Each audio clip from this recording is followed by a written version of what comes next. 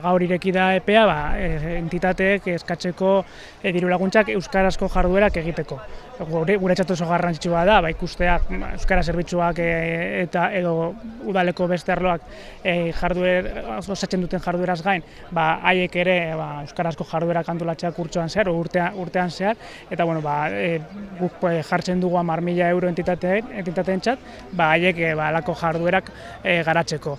Jarduera bakoitzeko topea da 3.000 euro edo aurrekontuen 180, eta esan du da, gaur ireki da epea eta egongo da irekita uztailaren 4 arte.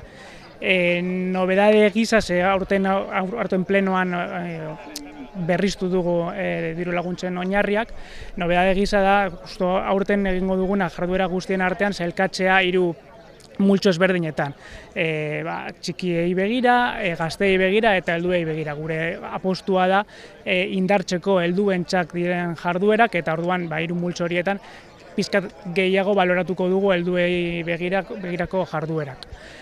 Horrek ez du esan nahi beste jarduerak ez dugula kontuan hartuko, baina gure apostua da horiek indartzea. Eta beste aldetik baloratuko dugu urtero bezala zenbotak proiektuak egingo duten entitateek hizkuntza ohiturak aldatzeko edo euskara sustatzeko.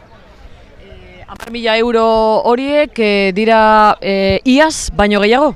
Ez, justo erbikatzen dugu iazko kantitatea. Egia da, gukitzen dugu apur bat, ze beti izan dugu kopuru minimo bat diru laguntza eskatzeko, eta hori pizkat beheratu dugu, ze igual entitate batek itzaldi bat aurkezten badu, igual ez dugu diru asko inbertitu horretarako, eta iazko oinarri zaharrak ikusita ezin zuen parte hartu, eta aurten bai.